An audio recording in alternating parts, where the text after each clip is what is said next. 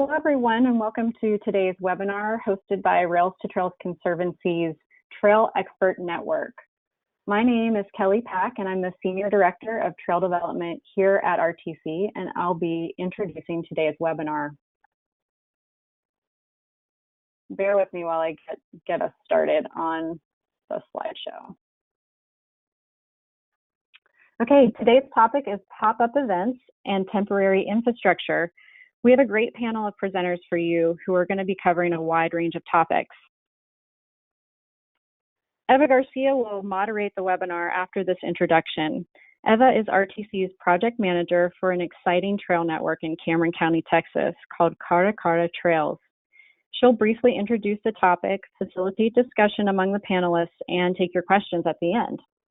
Eva is joined by Ramiro Gonzalez, calling in from Brownsville, Texas. Ramiro is the Government Affairs Liaison for the City of Brownsville, and in a former capacity as the city's Comprehensive Planning Manager, he helped lead and implement a Build a Better Block program for the city that you'll hear more about later.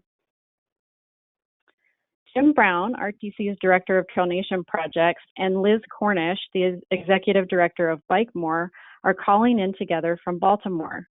They are going to tell us more about a series of events and temporary infrastructure that aim at making Baltimore streets and access to trails safer for pedestrians and bicyclists. And finally, we have Katie Sieb. This is Liz Cornish's bio here. And then finally, we have Katie Sieb, a transportation planner with the Northeast Ohio Area-Wide Coordinating Agency, which is basically Cleveland's metropolitan planning organization. And she's going to talk about an exciting program called Street Supplies, which is a library for temporary transportation projects. And Katie joins us from Cleveland. You'll be able to review our panelists' full bios in the recorded version of the webinar that will be distributed after today's live presentations. Now for the usual housekeeping items. First, as you probably already noticed, attendees will not be able to speak during today's webinar. All attendees are automatically muted as they join to keep the background noise to a minimum. We'll be keeping an eye out for tech problems that may emerge on our end, but we will be unable to help with individual tech issues. If you experience any of these problems, your best course of action is to contact GoToWebinar's free customer support directly or view a selection of help topics at the links shown on the screen. I encourage you to copy those down now before we move on from this slide. If for whatever reason you lose webinar connection, please re-click your login link. You will be able to rejoin the ongoing session at any time. And we are recording this webinar, so worst case scenario, you'll always be able to view it later. We've built in some time for Q&A at the end of today's presentation. If you have any questions about the great content you'll soon hear about, please type them in the question box or the chat box at the bottom right hand of your screen at any time. And we'll try to get to as many questions as possible. But if we don't get to yours, or if any questions come up in the future, you'll be able to find contact information for our panelists at the conclusion of the webinar. RTC's website has recently undergone a redesign. If you would like to view our resources, simply go to railstotrails.org and select resources in the header bar. There you'll find the Trail Building Toolbox, a how-to guide for trail development with a variety of introductory topics, as well as past webinars and much more. And finally, after today's webinar, you'll receive a follow-up email containing a survey asking you to rate our performance on today's webinar, more information about RTC's Trail Expert Network with a link to sign up for occasional email notices from us, and most importantly, that recording of today's webinar. So with that introduction, I'm going to hand it off to my RTC colleague, Eva, to get started. But first, I'm going to check in with her to make sure that both she and Ramiro are ready to go. Eva, are you available? Eva, are you available now, or should we go to Liz and Jim? Nope, Ramiro and I are here. We're ready to go. Thank you. All right, great. So I'm going to go ahead and transfer the control over to you. Yep, and here it comes. All right. All right, great. Take it away. Okay, so just a little bit about us. I'm now working with the Rails to Trails Conservancy on the Cara Cara Trails network, and we're excited to be a Trail Nation project. This really started a long time ago when I was interning with Ramiro Gonzalez, and the work that he was doing really inspired me to continue the planning work and project management work that I've been able to do. So here's Ramiro, and he'll introduce himself and get going on what we're doing. Cool. My name is Ramiro Gonzalez, and I'm obviously the government affairs liaison for the city of Brownsville. But like they said, in my former capacity, I was the redevelopment manager and also the comprehensive planning manager for the city of Brownsville. So this is kind of a little history lesson for me. But in 2012, which seems very far away, we were in the midst of a conversation of downtown revitalization, and so downtown revitalization had its efforts before in the city, but we really wanted to make a big push, and we really wanted to understand. We knew there was a potential project, but in the design process, we really wanted to understand what it is that the people wanted and what it is that the people felt like this space should be. So the project in this case on the slide that you see is our Market Square. The Market Square area, as it says, it was our market building at the turn of the century up until about the 1980s, when it was converted into our central bus station. And then shortly before I started, there was a project to relocate the buses, and therefore it gave us this opportunity to redevelop Market Square into a public space that was worthy of our city. And so we embarked on this. At the time, Better Block was also just starting. And so we said, you know what, let's have one event that ended up turning into multiple events, but let's have one event and let's stage it. And let's stage it with what it is that we would like to see. And so we took the Better Block model, and like you see in this picture, that's me kind of right in front of there, which, by the way, something like this does take a lot of effort, and it takes a lot of work to put together. But we added infrastructure, we narrowed lanes. This black fabric I thought was a really cool idea, and we adopted it. It really is the landscape fabric, so the stuff you put underneath, so that it's like a weed barrier, and it really, a lot of people really liked it, and it really showed, what it is and how comfortable a bike lane could be in an urban environment. And so here we are laying it down with a bunch of volunteers. And the day of the event here, you can see we narrowed the street down for cars, we expanded it for pedestrians and bicyclists, and people just took a ride around Market Square. It's really only about a block, but they were really enjoying it. And so, go back there to one. What we also did as part of Better Block that we don't have a lot of those pictures, but if you notice, some of these buildings were empty. The buildings on your right-hand side, or that building right there, that building was completely vacant at the time that we started. And so we got with the owner, and we said, you know what, can you let us use it for one day? Can you let us put stuff in there? And so we got with partner organizations, and they set up little shops. Somebody set up a bike shop, somebody set up a coffee shop. Yeah, this is the bike shop. That's the bike shop right there. Somebody set up, a water station, just to really fill buildings. And I really want to encourage people, when you're working in an urban environment, it really is critical to activate the buildings, because you can activate space, you can narrow lanes, and that's cool, but really activating the buildings, I think, made a difference, and I think made it complete. It really inspired people to say, you know what, our downtown could be just as good as any other downtown that we go and visit and we love, right? Right, and I just want to add that the bike shop, I think we put in a picture here. What I think tied in the active transportation piece to the downtown revitalization piece was, I mean, you really essentially need a destination to bike or walk to.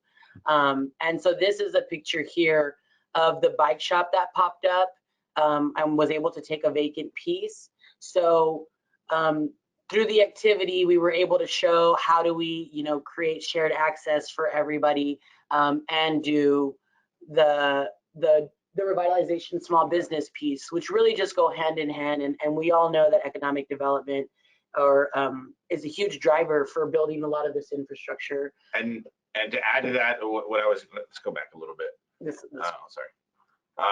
One of the things that I think you need to understand, you need to understand is you're going to need partner organizations. And so each one of these stores, you see the little kind of sign, the temporary signs, was a partner. The Fine Arts Museum was a partner. They provided the face painting. They provided the art activities for one day outside. The University of Brownsville, at the time University of Brownsville, I think, the chess team provided, we painted this chessboard, and they provided the chess pieces and they provided chess lessons. You know, another organization provided, I don't know, I can't remember what this is specifically. But more importantly, we also got with a local landscape person, and he brought in the palm trees. And the only thing we really did is we allowed him to put his business card on the palm tree in case anybody wanted to buy it. And so it really takes a community effort. This here is our farmers market. Our farmers market, a couple of our vendors came and you know, they set up in Market Square. The businesses right here, this was a restaurant that is now a bar. You know, we work with them to get outdoor seating. And down in Brownsville, you got to worry about heat. So we had some shade issues, but nonetheless, you know, I like to say that there's me again and our coworker Roman. This is a concept, and everybody, I think a lot of people have seen it, the Before I Die wall. To me, it's one of the best, the $200 I've ever spent, the best $200 I've ever spent at the city. It was a temporary exercise. It ended up being up for about 3 to 4 years and constantly activated. And so it was amazing what people would write. It really does provide a kind of a different connection. And at some point we stopped putting chalk out, but people would still write on it. So it was really quite amazing to see. And so all these efforts really led to our bike plan, and that's where I'll hand it over to Eva. Right. So I guess a little bit of recap and an intro is just like so many other communities, Brownsville really wanted to see change. We really wanted to try something new, and we knew that as city employees, we couldn't make a huge investment without getting the support of the community and the stakeholders, as Ramiro mentioned, our partners. So the Build a Better block, even though I was just an intern, we can look back now and say that this temporary pop-up event had a huge impact in developing the infrastructure that we have today. What happened was they evaluated the activities, the feedback and engagement from the community, and then they generated a report. And that report had different action items, one of which was developing the bicycle and trail master plan. So in 2013, we were able to develop our citywide master plan, which looks like this. And now today in 2019, we developed a lot of infrastructure since the development of the plan. That really led to Brownsville leading the way for this regional active plan. They got 10 other municipalities involved. We were able to develop a regional bicycle and trail master plan, and then partnered with, the Rails to Trails Conservancy, and have now become the Cara Cara Trails. So this is an area, this is where Brownsville's at. You can see our network, which speared after the Build a Better block pop-up event. And we've been able to do some temporary infrastructure in Brownsville with a rollout mat. So I'm sorry, I'll just go back. In Brownsville, there's a trail that dead ends in a commercial area, and the community wanted us to build it out to the curb, us, the city.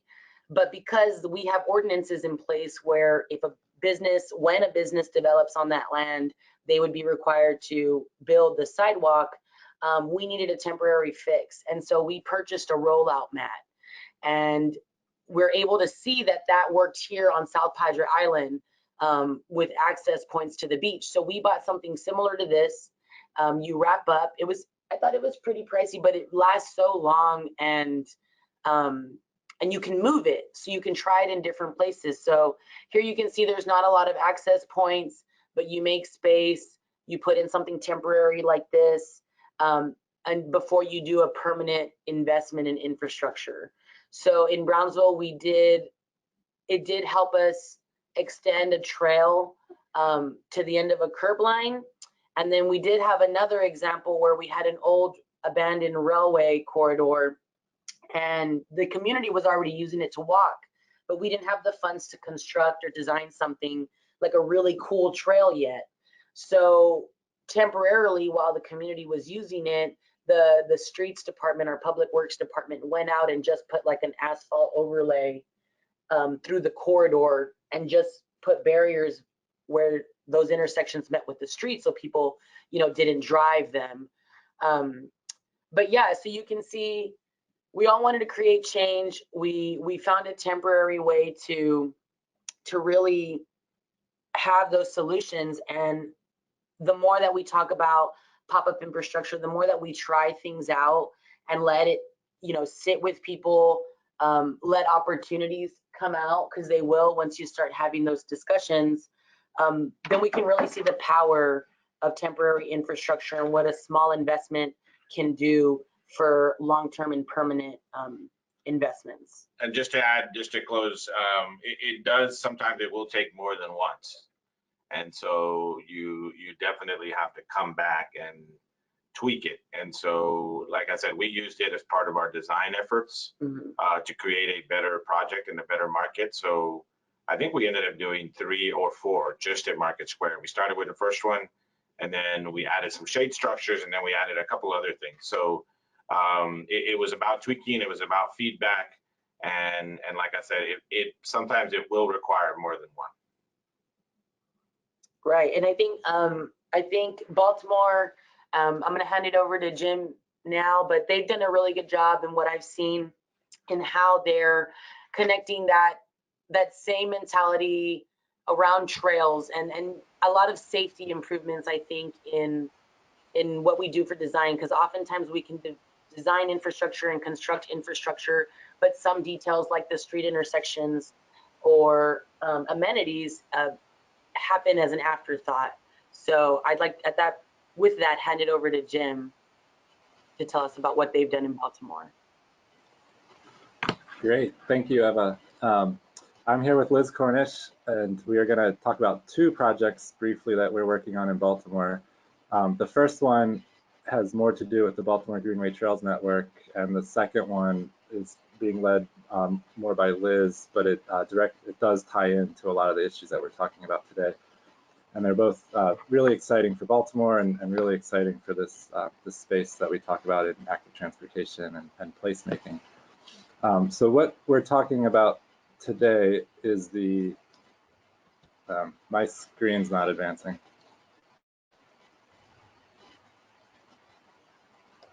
But we're talking about the Baltimore Greenway Trails Network, which is there's the project map, which is a 35-mile concept all within Baltimore City to take advantage of the city's 3 main existing trails, which are the Gwens Falls Trail, the Jones Falls Trail, and the Herring Run Trail.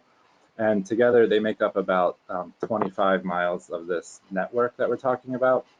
So we've been, at us at Rails to Trails, we've been working closely with Bike More and a number of other partners in the nonprofit, public, and private sector to really start exploring what the 10 miles of gaps between those 15 miles of trails could look like to create a connected 35-mile off-road trail network throughout the city, which takes advantage of all of the city's parkland, connects the universities, connects the schools and libraries and hospitals, but also, most importantly, takes advantage of these barriers that have come to exist in Baltimore, be it through former railroad lines that are no longer used, or utility corridors, or old factory and brownfield sites.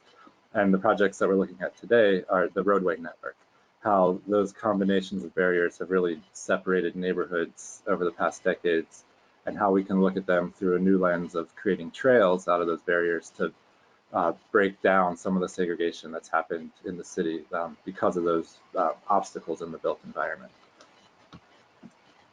And next slide, still not advancing.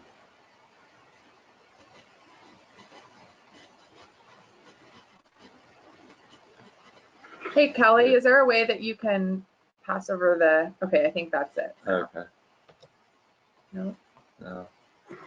Well, I can just say next. there we go. Still not ours, but Yeah, that's working. All right, it appears to be working now. thanks. Thank you. So this is the same map, but we're circling in on the two projects that we're going to talk about now. And part of our strategy for filling in the gaps that I just mentioned was working with the city, working with partners, but most importantly, listening to community members and residents that live within those gaps between the existing trail.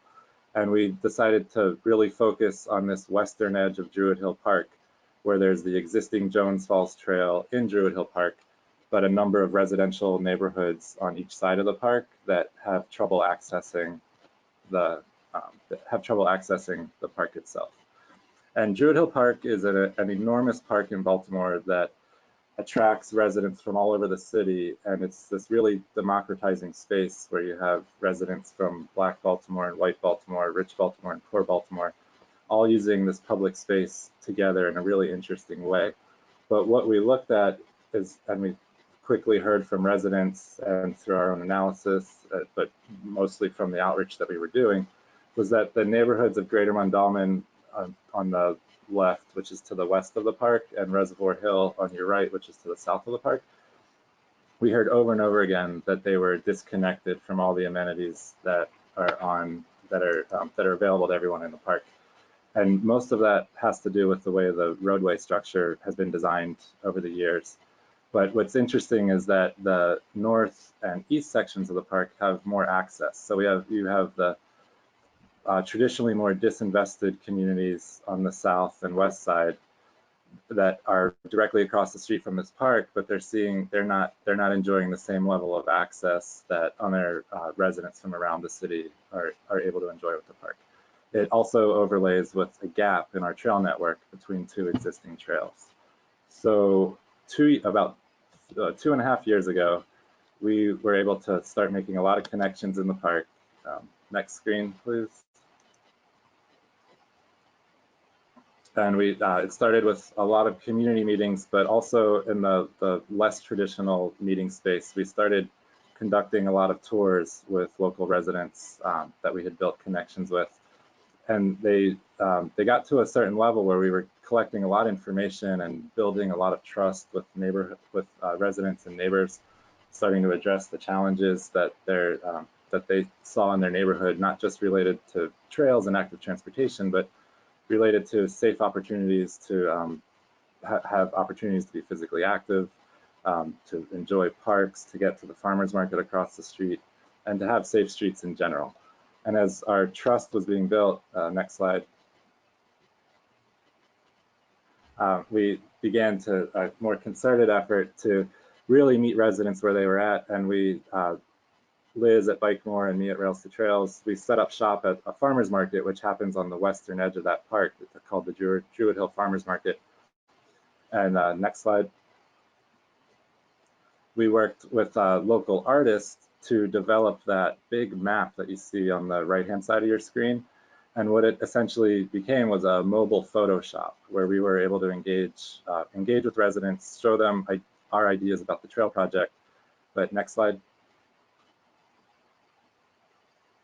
But more importantly, engage with them directly and gather information from them about what they think of the project, but also what they think of the built environment that they live in, and really ask them questions about the roadway network and access to the parks. And through these props that we developed with the artist and the photographer, we were able to collect information directly from the residents about why they like to walk, why they like to ride bikes, what a healthy neighborhood has. On the image on the bottom right, a woman's sharing that a healthy neighborhood has health, economics, education, and transportation.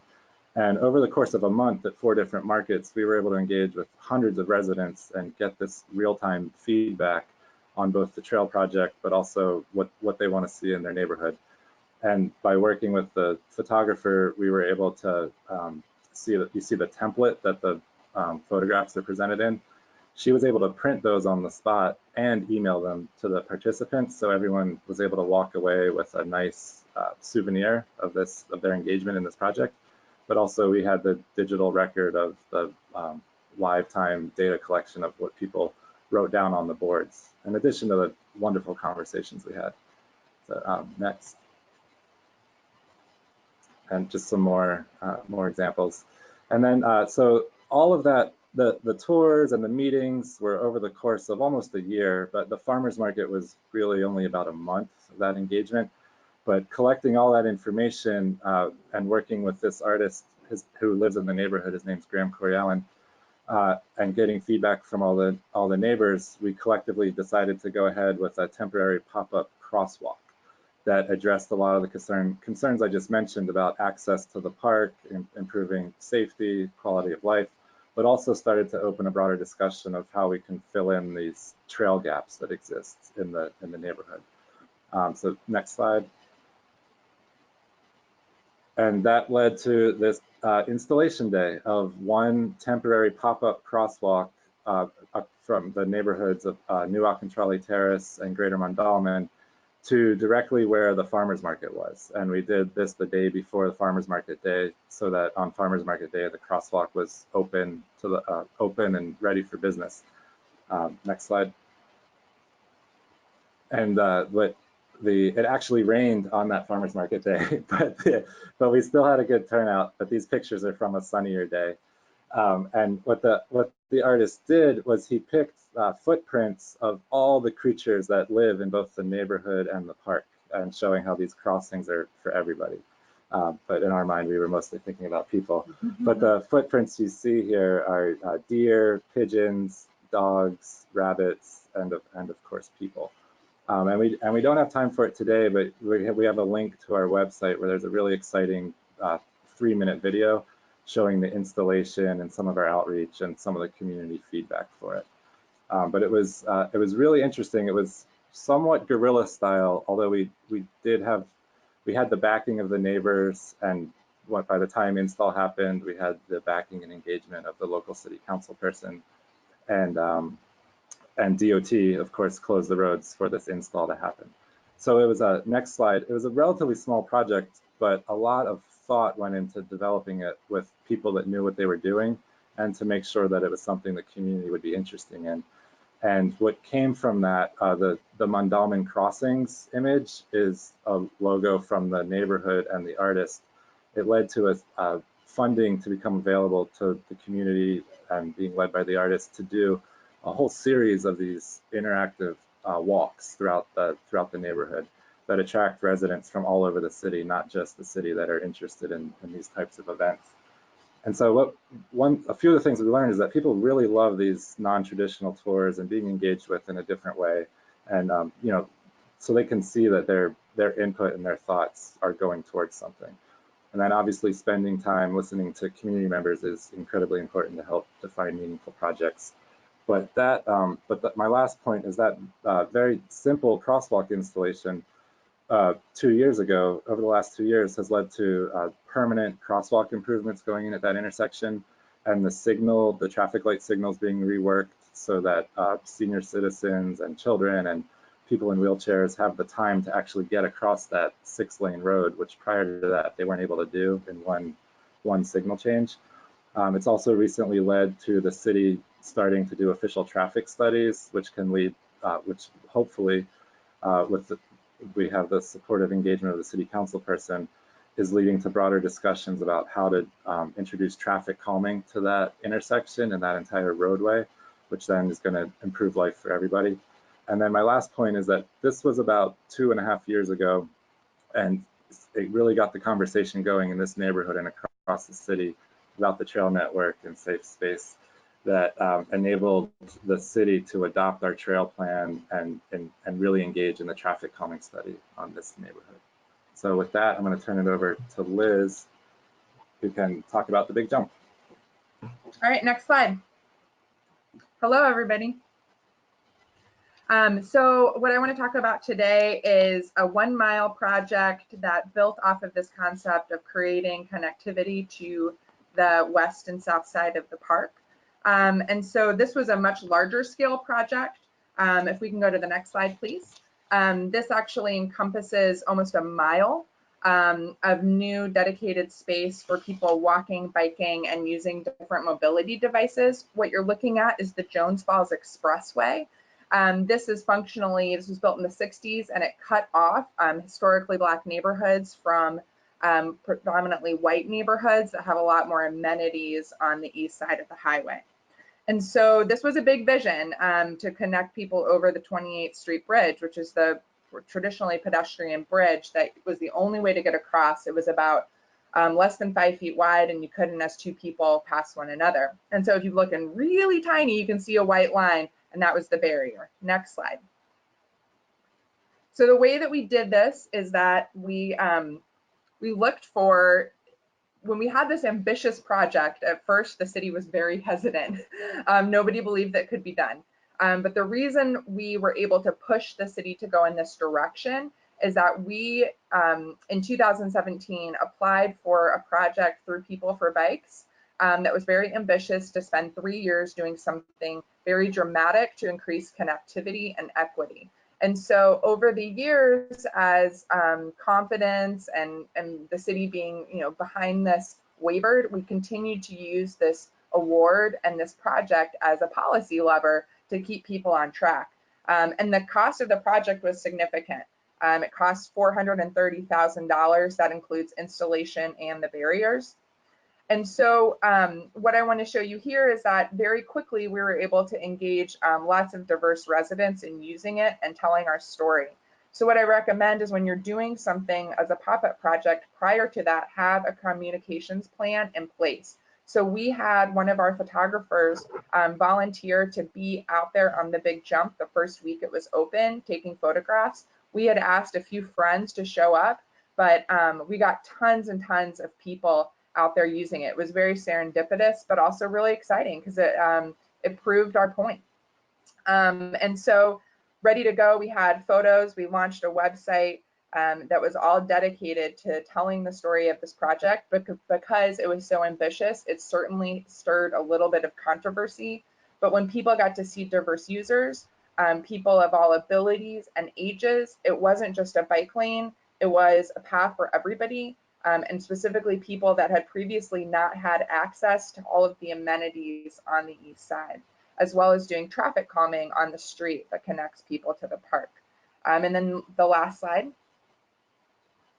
Make sure you have a plan to celebrate. So about a month after we got the big jump installed, we had always had this plan to host a party. And it was a really big party. We estimated that we had probably over 400 attendees. And what was really exciting about it is it was primarily people from the west side of the neighborhood, but people from all over the city came. And we had the mayor come, and we had the mayor come, we had the director of DOT come, and what we were able to do was demonstrate that this was of interest to people from all over the neighborhood. And that was a big critique, right? Every time infrastructure goes in, there's always that fear of who is it for, particularly when it comes at such a great expense. And so having a plan to celebrate it and include all of the different diverse constituencies that you built the project for is really critical. The other thing that was actually a big key learning moment for us and was a blind spot, and if you actually go back to the next slide, the first slide right before this, was that we were thinking about this as a biking and walking path. You can see on the right what the sidewalk looked like before. That was it. And traffic was flying off of the highway on this exit ramp at approximately 50 miles an hour. This also spurred getting a speed camera at the bottom of this hill where that stoplight is. And that curtailed speed, as well as taking away a lane of traffic. And one of the key learning moments for me was that I had a complete blind spot to people that were using wheelchairs and mobility devices as what they needed, how they needed this to access the things that they need. Located on the south side of the park, on the west side of the highway, there's a numerous amount of senior-focused public housing. Apparently, in Baltimore, we have a huge percentage of residents using mobility devices, and there are no amenities on the West Side. And so what this created was freedom for people that their whole lives. There's a woman that said she's lived in Reservoir Hill her whole life since the highway was built. She'd never been to the neighborhood on the other side. And so we tell those stories. We allow ourselves to learn and meet people from communities that we probably wouldn't have otherwise. And it's led to some really cool projects. We installed a huge public art project this year to slow traffic and to connect the stories of the neighborhood to the project. And as Jim was mentioning, the intention was not only to do something dramatic and big, but to create something that would allow the neighborhoods to have the tools they needed to have conversations with the city when this major traffic study will begin that will explore the entire corridor. So just north of where Jim's crosswalk was to the exit and highway ramp you see here. And so that's the big equity piece. Neighborhoods in this city, they get a different menu of options when it comes to transportation projects. And when you have ambitious projects, when you have pop-up demonstration projects, it allows them to learn and have conversations and have the vocabulary to advocate for what they need in their community. Oh, and then you can see, oh yeah, one more thing. You can see more photos at bigjumpbaltimore.com and the video as well. So lots of resources. Great. That's the good news from Baltimore. Thanks, everybody. Thank you so much. I'd like to remind everybody, the participants in the webinar, to please remember you can submit your questions through the chat. You know, if you're starting to think about them, because I know I am. You can tell Liz and Jim, you guys did fabulous work with just what you've been able to accomplish. I really love the pro tip of having a communications plan. You can see back in 2012 we did it, and there we have very few pictures that we've been able to gather since that event, and having something to celebrate, reminding people that digital record of the photo booth is so cool. But I know that if you're going to do a temporary event, it's good to look at other programs and other examples. So with that, I really want Katie to talk about what she does and how she's able to help communities with their temporary infrastructure dreams. Awesome, Katie? thank you. Thank you. Can you hear me? Everything's good? I have control of the screen, so I think we're good to go. Thank you for tuning in. My name's Katie Sieb. I'm a transportation planner at the Northeast Ohio Area-Wide Coordinating Agency, or NOACA, and I work on a new program of ours called Street Supplies. So a little bit about NOACA. We are Northeast Ohio's Metropolitan Planning Organization, or MPO. We have a 45-member board that plans for multimodal transportation. We oversee the federal transportation spending in our area, but we're also a serious supporter of biking and walking. We have many communities in our 5 counties: urban, suburban, rural. Don't quote me, but it's been said that there's as many communities in our counties as there are countries in the world. So you can imagine the responsibility that we have to encourage innovative planning and best practices. And out of that desire to encourage good planning came the Street Supplies program. So it was funded originally through an Ohio Department of Transportation and Ohio Department of Health grant, which is awesome to have that support at our state level. And it's allowed us to purchase and maintain a library of equipment that any community in our region can use for free to demonstrate and showcase various improvements: multimodal improvements, biking, walking, traffic calming, you name it. So it's really only our 2nd year of the program, and we've done a handful of projects now. I think about 9. So this slide just shows you a very vague overview of what's included in our library. We have a variety of paint and tape, signs, colorful educational signs, as well as traffic control signs, street furniture, traffic safety devices, and it's really all meant to encourage communities to do a project ranging from a single day to multiple months.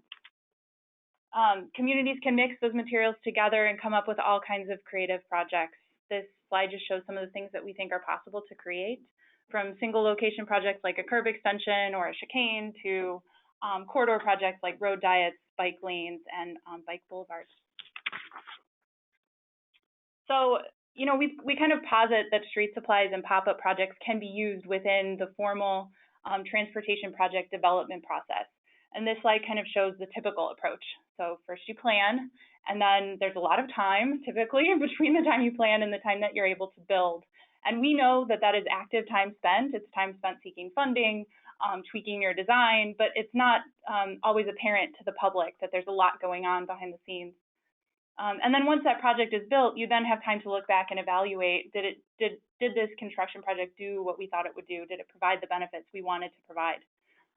But we think there might be a different way. So if you think outside the box a bit, you can do a pop-up project in between the time that you plan and you build to showcase the benefits and also to evaluate them to see if the project is a worthy investment, which can help you build momentum and excitement. So we've heard a lot of examples today of really cool projects, so I just want to share a couple quick ones, and then I'll get into more of the things that we've been learning as we go through this program. This is an easy, lightweight example from the city of South Euclid that I think is pretty cool, and it fits into that model I just described. So after the plan was completed that called for a road diet in this community on a major corridor, the planners kind of approached us and we were talking about different things to try. There's no road diets currently in this city. There's no bike facilities on road. So this was a new concept for everybody. And what they decided to do with just some basic materials from our library was mock up to scale what a road diet corridor would look like in the middle of their community festival for the summer. So you can see people have the chance to stand on it, interact with it, look at it, and then the planners who you see in the photo behind the boards were able to answer questions and showcase the plan. And this was just a really easy way for city staff to work with Public Works to measure out the roadway, mark it up, paint it, so that next year in the spring and summer, they can try a full-scale demonstration. Another easy one, and this goes to the point made earlier about celebrating. The city of Cleveland Heights has received commendation for their Complete Streets work and their Complete Streets policy. So they have some really nice corridor projects that have been completed in recent years. To the right, you see some small photos of those. And so they did a street supplies project called Bike the Heights Day that linked those all together with a bike route and some supportive infrastructure for cyclists. They were kind of like pit stops. But what this did was just celebrate the work that had been done in a really easy way, showcase to the cycling community how these projects can be used, and just provided some nice educational information about what the amenities are that went in as part of the streetscaping. Okay, so moving into some tips, I'll share with you the resources that you can find more information about some of these things later. But the first one is really the most important, is that it takes a team. It's been said before in this webinar that it really is a challenge, and it is also the biggest benefit. So we see some really distinct roles coming out of successful projects in terms of who's on the team from the beginning.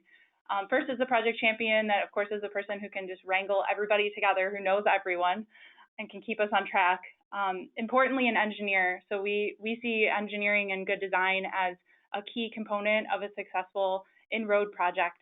And having an engineer on board early from the onset is crucial.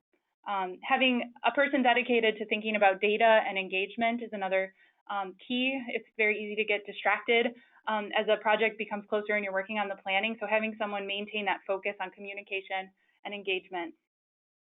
Public Works and public safety and volunteer recruiting, of course, these are kind of obvious components of an in-road project, but I think it's worth stating that a good idea can really come from anywhere. It can come from advocates, it can come from schools, it can come from multiple city departments, but the key is to get everybody working together so that it becomes an actionable concept. Is it advancing?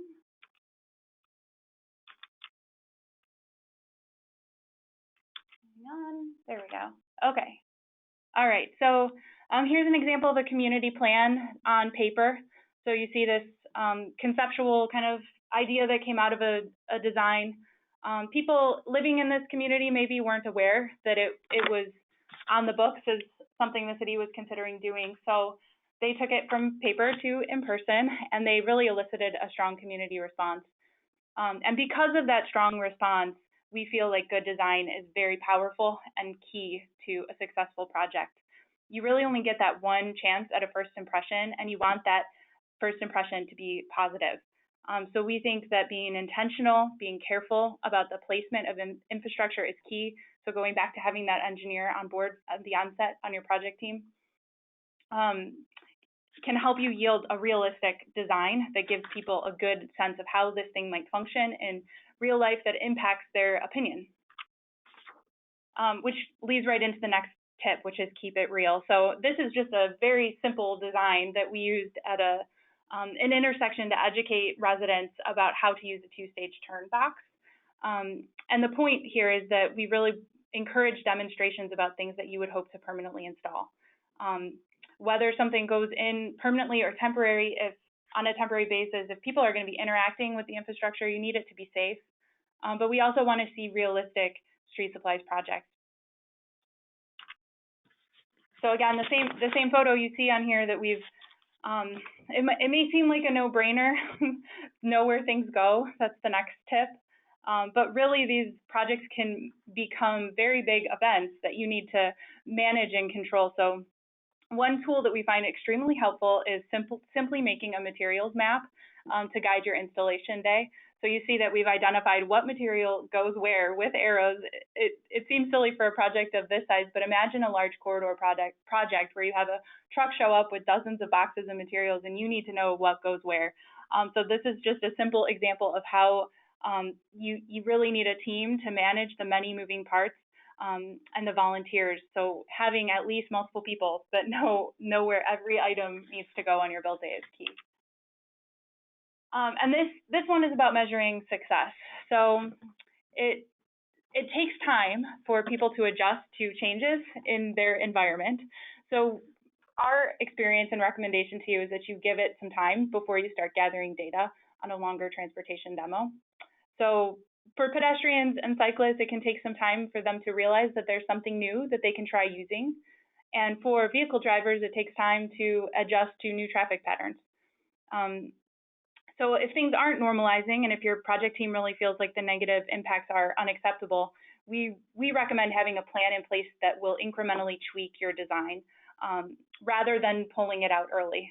So in this case, the photos you see on the left is day one of a demonstration. So you see the queuing of the cars at the intersection. This design ended up being tweaked to add a right turn lane that you see there on the right, and also some signal timing, and that helped address the delay and make everyone more comfortable and give the planners behind this project a really good sense of what's it going to take to implement this project permanently. So the key here is that you want to time your engagement and your data collection accordingly. Okay, also sweat the small stuff. There's just so many details to large-scale projects, and we really think that build day, or the day that you install your project, is the key to your success. Again, that kind of goes back to that idea of first impressions. So all of the gray circles represent some details that are easy to overlook, things like team roles, scheduling the capacity of your volunteers and city staff, local storage of materials. And then on build day itself, there's some very easy to forget topics like where does recycling and packaging go? How will your team stay in communication during your event? Utilities like power and water, restrooms for volunteers, safety for volunteers, and measuring and painting, which I'll just take a second to say that you'll want to measure it again, and then remeasure it before you put down your paint and your tape lines when you're talking about roadway widths. That's another reason why having public safety, public works, and engineering on your project team are instrumental. And we have some more resources about build day that I'll get to here in a second. Lastly, seize the moment. So demonstration projects, again, they elicit a strong response from the public, and you can use that engagement to build momentum for permanent construction. What you see on this slide is a flyer from a neighborhood traffic calming project in the city of Lakewood. It's part of an upcoming street supplies project. So neighbors circulated and signed a petition that supported the use of temporary speed tables to test whether they can slow vehicle speeds without adverse consequences like noise. And so the city is planning to resurvey the residents during and after the demonstration, and if it goes well, install them permanently. So it's a kind of nice tie-in from planning to implementation using a demonstration project. This all really goes back to remembering your project's why as a key to good engagement during a pop-up. It can get distracting when you're working on all of the moving pieces and you're thinking about how many rolls of tape and how much spray paint do I need, to remember why you're doing this in the first place, because you really get a pretty narrow window to ask pertinent questions that will help you make the case for long-term change. So my last tip is to keep that in mind and really capitalize on the opportunity you have to do good engagement during this demonstration. And lastly, I just want to end with the resources that we have on our website. So this is a screenshot of noaca.org/street-supplies. You can see our inventory, which is a PDF. It shows you the exact products that we have in our library with links to see each of them, so that you can see the type of paint that we're using and really everything. Also, we have our community guidance document that outlines more tips for projects as well as timelines for sample projects, and more details for communities in our region about how the process works. So if you're interested in the model that we're using of collaborating, coordinating these projects, you can check that out. And that's all I have. I just want to thank you for having us today, and I look forward to the questions. Thank you so much, Katie, and to all of our panelists. This is Kelly Pack again, and I'm going to conclude with our Q&A session here. We've got a few great questions queued up. I'm going to ask a really simple question, or what should be a quick answer first. This is to Ramiro.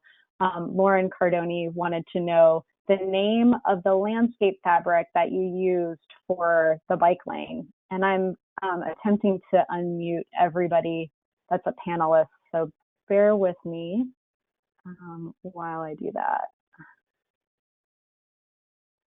So if all the panelists can unmute yourself so that you're able to answer questions, that would be great.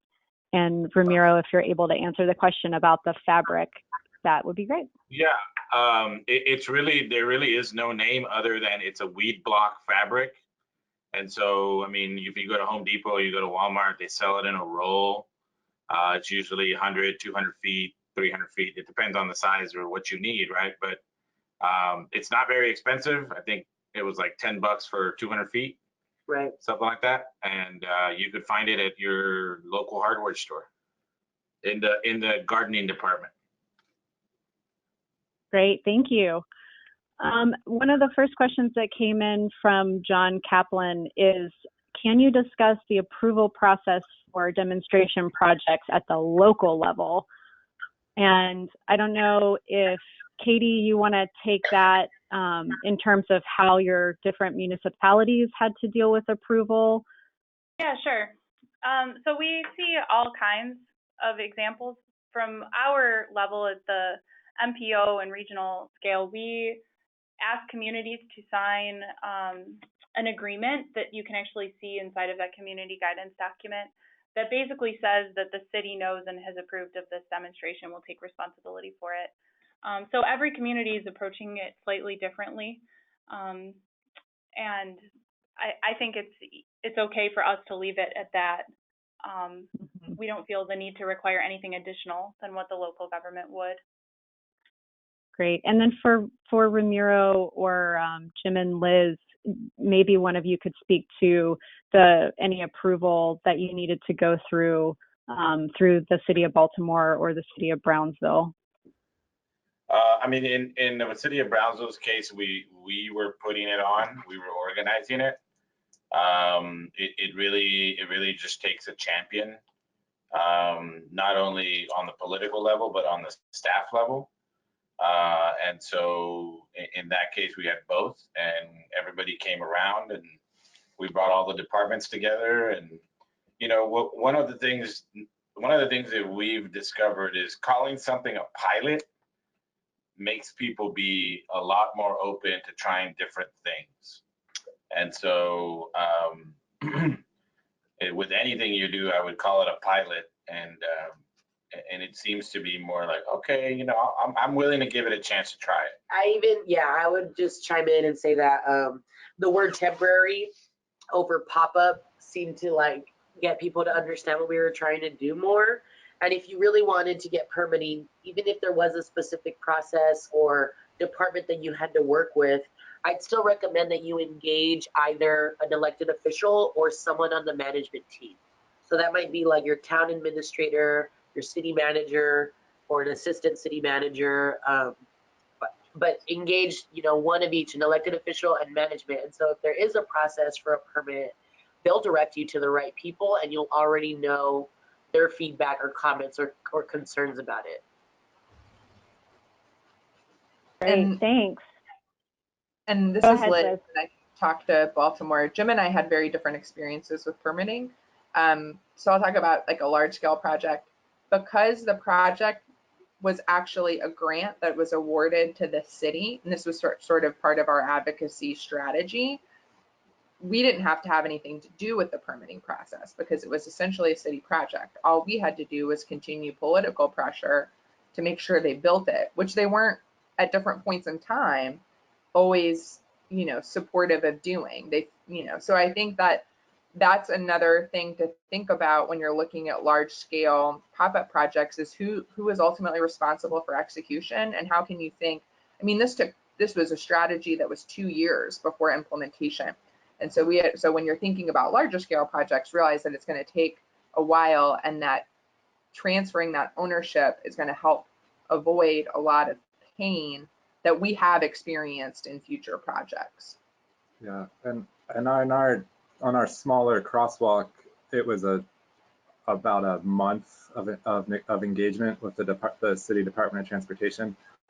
And one engineer initially responded that that colorful designs make it look too much like a playground, which could make it attractive to children to jump into. And they were concerned about the federal guidelines that they have to reply to.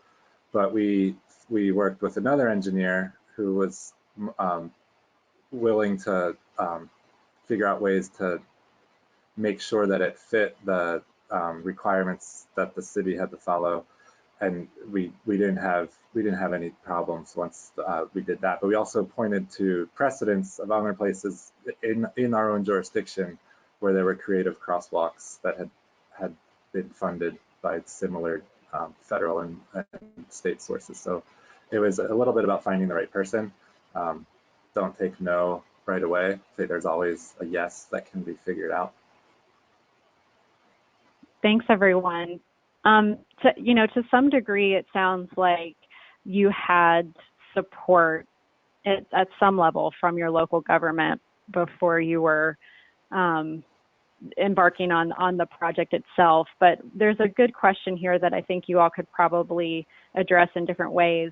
It's how do you approach projects like this when your local government is not on board with the need or the obvious positive economic and public benefits of a project like this? And I'll just throw it out to anybody who wants to respond. I'll start.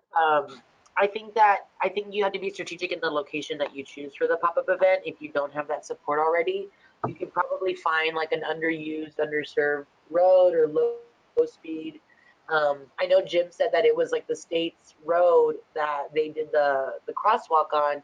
So definitely focus on like a locally owned, publicly owned area that you can, take up some space without, interrupting traffic too much or if, on to add to that, I think if you engage businesses, so if you're going to go along a road and or in a downtown area, you just engage those businesses to then, you kind of have to go rogue a little bit, I suppose, and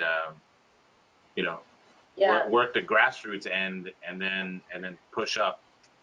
So for us in Brownsville, it was really a top-down kind of approach, but I know in a lot of communities, it's got to be a grassroots effort. I think to Ramito's point is when you're finding those partners or those other people to do grassroots approach on is find the commonality, the concern or problem that, like-minded people want to address. And so if you find people that all agree on addressing that challenge or that problem, then you'll be able to get more support. Another tip would be to perhaps try a closed street event. So we've seen some success with communities that are more reluctant to do something with live traffic out of safety concerns, or even just honestly the amount of time and effort it takes for planning those events. So, you know, if you can do a closed street permit or something more easily and mock up the street as it would be if it was open to traffic and get people out using the space, that's another kind of low risk way to dip your feet into pop-ups. Thanks, everybody. We have about 1 more minute left, and if folks can stay on the line for a couple more questions, we'll do that for a couple more minutes and then wrap up. One of the questions that came in early on, and some of you addressed this a bit, was there any community engagement before the temporary infrastructure was put in place or before the pop-up? So maybe if you could touch on community engagement prior to the actual installation or event itself. I'm sure for the crosswalk demo, the community engagement started well before we even knew there would be a crosswalk demo. We knew that it was a section of town that the data showed there were public health and income and transportation inequities. And we knew a few people that were community leaders in that part of town to start brokering introductions and relationships. And we spent 4 to 5 months attending already existing community events and building a level of trust before we hosted our own meeting that was specifically about public space design, streetscapes, and walking and biking. But we didn't even lead with that. We just led with having community members identify amenities and then having them tell us in their own words the challenges to getting to those amenities in their own neighborhood. And then that led to about a month-long process of letting everyone know we have some resources to do a small temporary project. How can we do it with a big bang? And then that led to the being invited to be at that community's farmers market on a regularly occurring basis to then get a lot of the information that we talked about in the presentation. So it's really about building trust, and we had an idea about a trail, but the community had a much more relevant idea about getting into and out of the park and across the street more easily.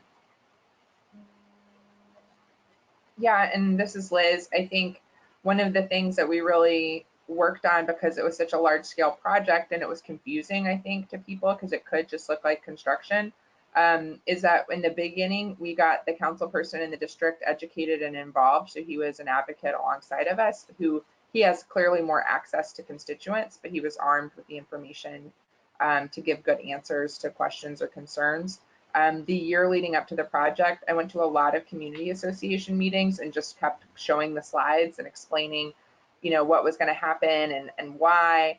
And so people that were longtime residents, I think they didn't even really think that a solution was possible to this lack of connectivity. So I think like that opened their eyes to maybe they weren't necessarily asking for that specific intervention, but because we had done so much listening over the last few years, and because they've clearly been asking for it long before Bikemore even existed, starting in the 60s where they tried to block the construction, we tied into those well-known values, and that's how we positioned the messaging. And then of course, representation. As you look on the photos, if you go to bigjumpbaltimore.com, when we did photographs, we had a lacrosse team doing jogging there. We had people in motorized wheelchairs using it. And so representation of what the neighborhood looks like in the visual things that you use to talk about your project is essential. Thanks, everyone. So we're a few minutes past 2 o'clock now, and we've reached the end of our scheduled time together. I just wanted to thank everybody for their attendance and participation. There are a few more questions that were unanswered during the session, but we'll do our best to try to do that after the webinar is over. And just a reminder to everyone that you will receive a link to a recording of the webinar by email after the session is completed. And you can also find recordings of this and past webinars on our website, railstotrails.org. And you also see email addresses for everyone up on your screen. We'll get Ramiro's in there too when we send the recording out, and we'll try to answer some of those unanswered questions in a follow-up email. So thank you to our great panelists and all the great work that you're doing. You'll receive that follow-up email shortly after this webinar too, with a feedback survey and a link to the recorded version. And you can find contact information for everyone there. We want to thank everyone again. We hope you enjoy the rest of your day, and good luck with your future pop-up and temporary infrastructure projects. Thanks, everyone. Bye-bye.